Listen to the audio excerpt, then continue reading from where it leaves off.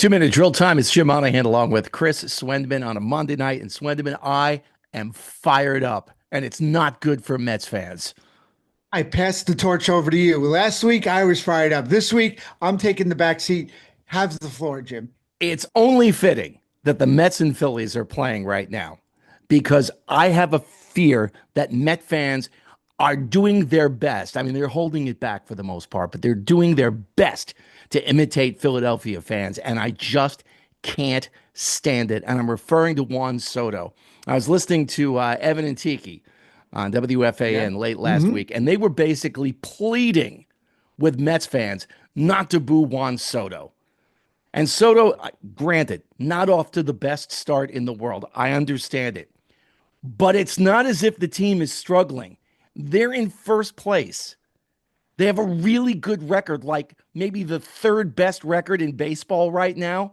Only two teams coming into tonight's game have more wins, and that would be the Padres and the Dodgers, and it's one more. Like, what are we doing here?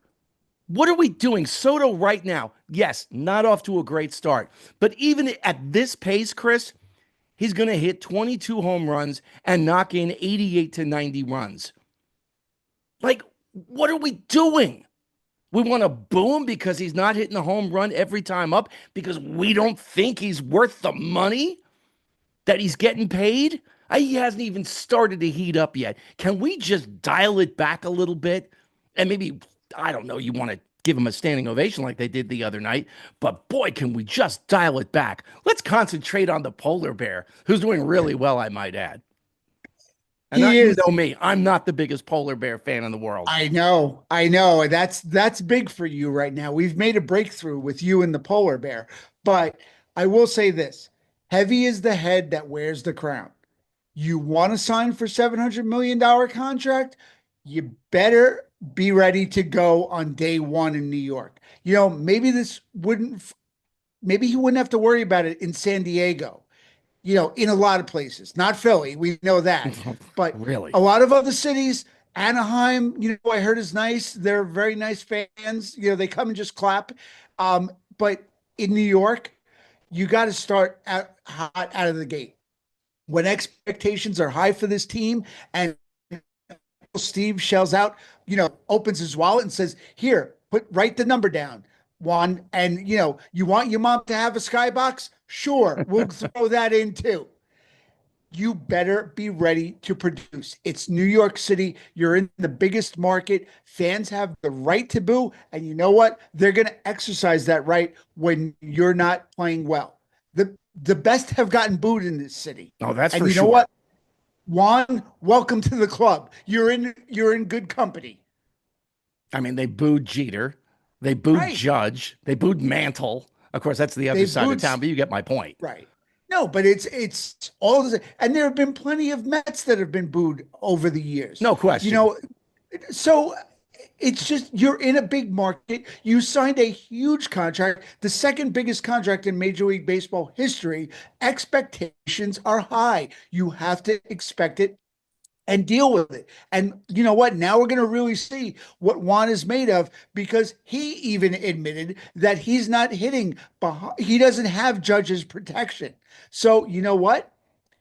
You're the guy. You wanted to be the guy. This is what happens when you're the guy. You get booed when you're not playing up to everybody's expectations. It happens. He'll deal with it. And I'm sure he's going to be just fine. Speaking of the polar bear, I'd like to point out that he is hitting about 100 points over his career lifetime batting average. So that's not going to stay where it is. And his OPS right now is off the charts. And again, it's not going to stay where it is, nor will Soto for that matter. I think by the end of the season, you're going to be seeing 40 jacks and 130 runs batted in, and we can all just calm down and not turn into the second coming of Philadelphia fans. Like we always say, everybody take a breath.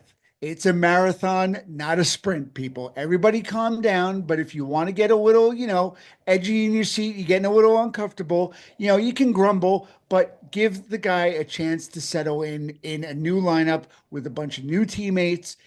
It'll all come together. We promise. So the NFL draft is this week and it starts on Thursday. And if you're a team in need of a quarterback, this might not be the draft for you. No, it definitely is not a quarterback heavy draft. Next year is projected to be the big QB draft again. It comes in cycles, Jim. They all do. Last year wide receiver heavy, this year running back heavy. It's the way it goes. But for local teams, if you're looking for a quarterback, this may not be the place you're going to find your franchise QB. Well, Aaron Rodgers is still out there. Yeah, about him. Yeah, that guy. Yeah, Uh, that guy. And you yeah, saw what happened last week when he was talking about how right. I flew to New York on my own dime to go and have a face to face. Why couldn't they do it over the telephone? And so the Jets were taking some heat for that. What do you think would have been reaction if they had called him up, a Hall of Fame quarterback, and said, you know what? Hey, Aaron, nah, we don't need you. See ya. What do you think the reaction would have been then? They were in an absolute no-win situation. They were going to lose that battle no matter what because Rodgers is going to be out in front of the camera and say, "Can you believe they made me do this? They made me fly across the country so they could tell me they weren't interested." But all of a sudden you're going to it's a joke. It's absolutely a joke that he was going to grandstand no matter what they did to him, Hmm. unless they said, "We want you back with open arms, Aaron." It was going to be the Aaron show, and look what they did. And you know what? Um, Darren Moogie, the GM for the Jets, he took the high road today. His first real comments as GM, like one of the big, kind of, I guess, situations you would say that he's had to deal with. He said, "We love Aaron. He's a Hall of Fame quarterback. I have nothing but respect for him, but we want to move on and move this franchise forward." Good for you. Great job the way you handled it. And you didn't let Roger suck you into the he said, because that's exactly what he wants. He wants his name in the press. He's an egomaniac, and this is what he does. So if you are a team, and I'm talking to you, Pittsburgh Steelers, thinking that maybe he's still out there, he's a Hall of Fame. Yeah, we can fit. No, no, avoid him at all costs. Like the plague. Take it on the chin for another season, and maybe you get the right guy in the draft next year.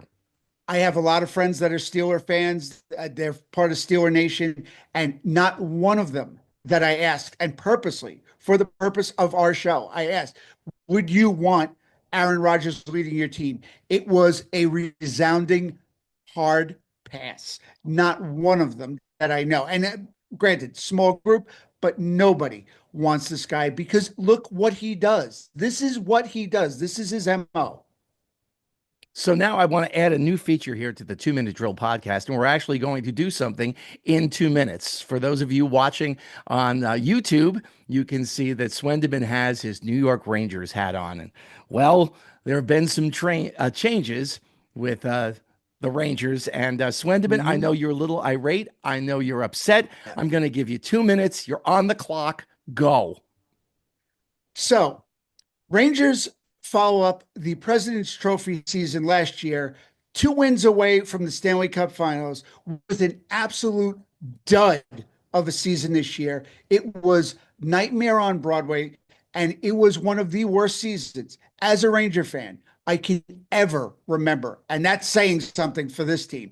The late 90s, early 2000s were probably some of the worst years any Ranger fan has lived through. This came real close.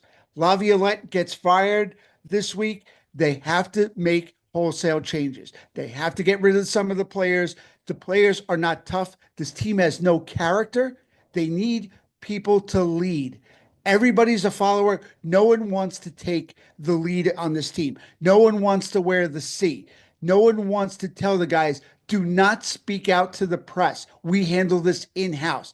It was a horror show this year. The way their their body language on and off the ice, the way they spoke about their teammates, the players that did speak out got jettisoned off, including the captain Jacob Truba, one of their young up and coming players, Capo Caco. He spoke out. Days later, he was gone. You need to infuse this team with new life, and if that means getting rid of a lifelong Ranger like Chris Kreider, so be it. Because I'm telling you, this cannot happen again to this team. You have an all-world goalie in Igor Shesterkin, and if you're going to let him waste away like Henrik Lundqvist and without a cup, that should be a disgrace. And that's on Chris Drury to fix all of this. And don't come at me with the old time boys club coaches. Find some new blood to infuse into this team. Wow, right on the mark there, Swendeman. A fired up Ranger fan, Chris Swendeman. And that puts a wrap on this week's 2 Minute Drill with Jim Monahan and Chris Swendeman. Like, follow, do all of that stuff so we can keep doing it. And we'll find something else to get riled up about next week. Thanks, Chris. You got it, Jim. Talk to you soon.